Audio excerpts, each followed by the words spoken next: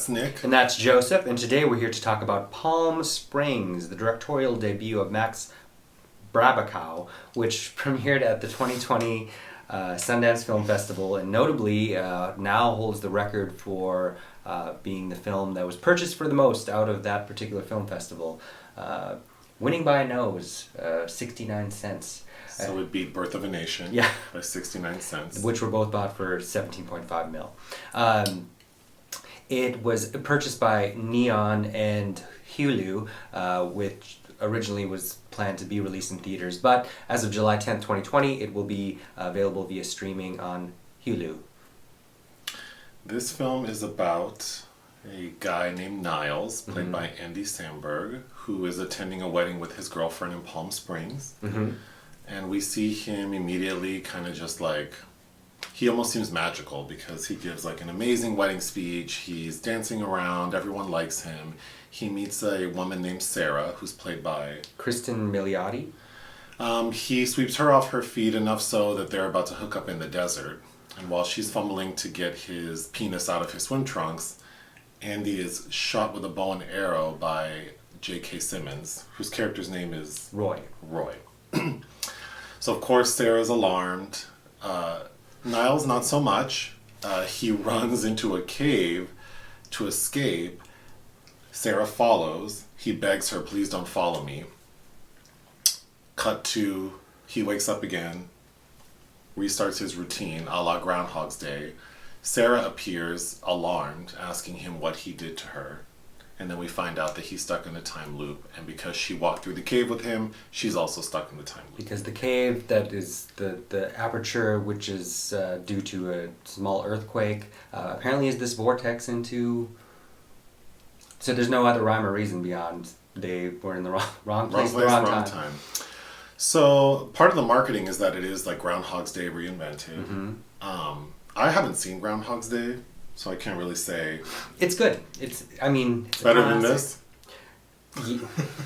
I like it, but I think what is nice about contemporaneous take is that there's a little more, not a lot, but a little more authenticity with what one might do with the choices you might make should you be forced to live the same day over and over again. So the reference I would be familiar with is Happy Death Day. Yes. And it's very similar in that regard. Like we keep reliving the same scene, the same day with Nyles, with little variations to give us more sort of exposition on what has happened. So we find out that Roy is he's also stuck in the time loop, and he's chasing Nyles because Nyles is the reason he is stuck in the first place.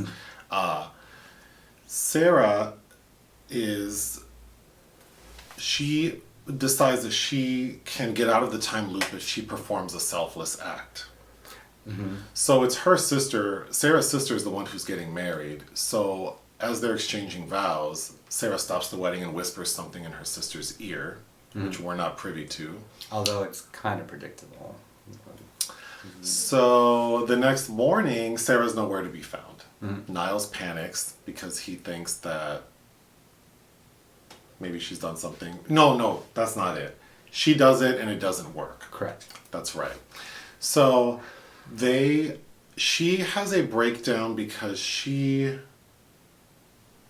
it's related to her sleeping with her sister's fiancé. Yes, and so every morning the trauma of that is like she has to wake up to the moment where that's like, right. Oh, I fucked my sister's fiancé. So there's a scene where she is driving with Nyles and they're being chased by a police officer. So she decides to pull over and it ends up being Roy. So we find out that they cannot die. The only sort of rules for the time loop is that if they die or fall asleep, they will wake up again in the same morning. So Roy has taken to torturing Nyles as a punishment. So he just wants to inflict enduring pain on him. But Roy lives in Irvine, which is like a 2.5 hour drive to Palm Springs. So he kind of comes once or twice a week to torture Nyles. So on this given day, Roy is following them in a cop car, pulls them over. Roy doesn't know that Sarah's stuck in the time loop, so he kind of lets her do whatever while he has Nyles sitting on the curb handcuffed. Sarah runs into Roy with the cop car, which causes him great injury. Mm-hmm. And then she says, I have to get out of this day, and jumps in front of a semi. Mm-hmm. So the next day, Nyles doesn't see her. And that's when he freaks out. Yes. Because he thinks maybe she found a way to get out.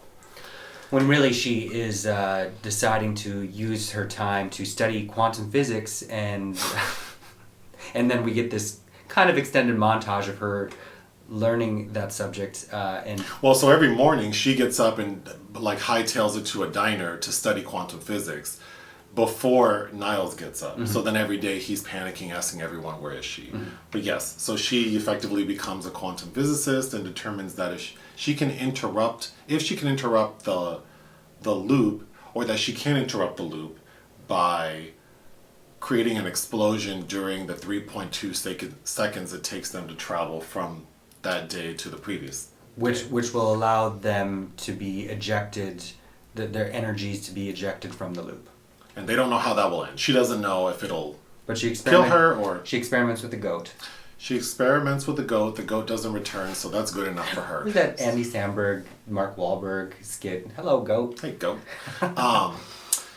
So she returns. So during the time she's gone studying quantum physics, Nyles realizes he's in love with her.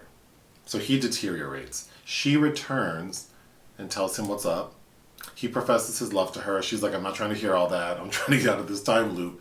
He says no, but then has a realization that he would rather spend eternity with her anywhere or die without her. So he agrees to go through the time loop and interrupt it. It is successful. They break through, and it appears at the end of the film that they've restarted the day, but the trajectory is different. Mm-hmm. So everything's back to normal. The end. Mm-hmm. I think so what did you like about the film? I think Andy Samberg is very charming. I agree. Mm-hmm. I didn't watch the show that he did with a great deal of success after SNL. I don't recall what it is. It's like a cop show. Brooklyn Nine-Nine. Yes, that show. I never watched it. So for me, after Dick in a Box, he kind of fell off. No, he's been in a ton of stuff. No, I know, but for me, like after SNL, I just didn't really think about Andy Samberg. You didn't like Pop Star, Never Stopping. So seeing him again was lovely. I think he looks really good. I don't know if he had his teeth redone or something, but I think he looks great. He's a charming guy. This is not a comedic role. This is a very, very light dramedy, but he's good. I think the film looks good. I like the actor who plays Sarah. Cristin Milioti. It took a second to warm up to her, but I did like her. I did like her too. She reminded me kind of Eliza Dushku, who you feigned not to know, but you do know who that is. They had a nice chemistry. It's just, if we're going to segue, is there anything else you want to say you liked?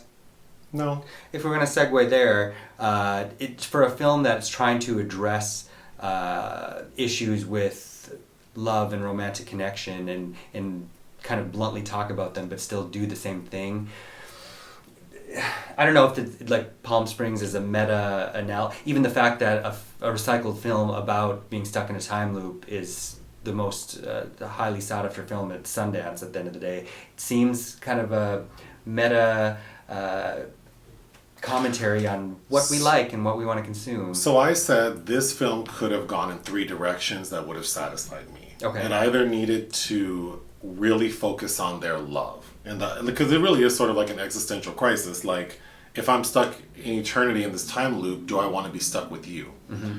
And I didn't get a sense that these two people, particularly Andy's Nyles, because his character's entire shtick is like nothing matters. Mm-hmm. We don't learn anything about Nyles until the end when he says he has a dog. But other than that, we don't know anything about him. So his love for Sarah seems misplaced, which she explains like, well, I'm the only person here with you, so I mean, obviously you're going to be attached to me, and that makes sense, but I didn't feel the love. So I didn't feel a connection to their relationship. So that failed. The other direction it could have gone was to be super dark. Like, Andy's character seems resolved and or resigned to his fate of being stuck in a time loop. So X that out. Sarah, her initial panic she settles into it, and then she realizes, I can't do this anymore. And just kind of says, I can't do this anymore. has a montage of her studying quantum physics, and then decides like I'm gonna break out. She never deteriorates. So this film could have gone super, super dark. Either like Jacob's Ladder type dark, or it could have been a super dark comedy, but either way it doesn't go there. Well, because it doesn't inherently address the trauma, especially when we're talking about suicide and like very violent deaths that are played for comedy, but the kind of effect that would have on your psyche to have to go through that over and over again, eventually you would become a shell of a human being. And the third factor that could have worked is really focus on the time loop itself, which there are no rules, and I don't need there to be, but this film didn't give me anything. So all we really know is that there's a cave that's unearthed by an earthquake, and your day repeats as soon as you die or fall asleep, and that's it.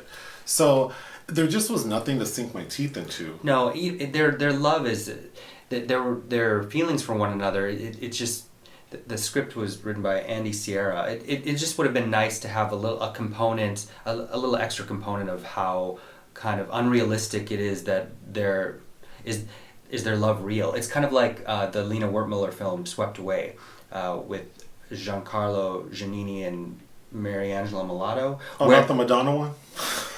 That Madonna was shit. But that's the remake of it. But when those two, and I think Giannini's kid is in that, when they're on this island and they have this all-consuming love for him, for each other, and then when they get rescued, it's kind of immediate that it was circumstance that caused that, because they immediately go their separate ways because that's what life dictates, and how that's not really, it's just that's the end. It's all this is just another quirky love story at the end of the day, which kind of was disappointing to me. I would wrap it up by saying that the film's 90 minutes. At the 43-minute mark, a live pursuit police chase was happening in Pomona, California, and I spent the bulk of the rest of the film watching that police chase. That was more interesting too. And it was a low-speed police chase. Yes, he was doing that. But, like Groundhog's Day is obviously the reference everybody's going to compare this film to, even used in the marketing tools, as you said. But really, this kind of a mechanism goes back.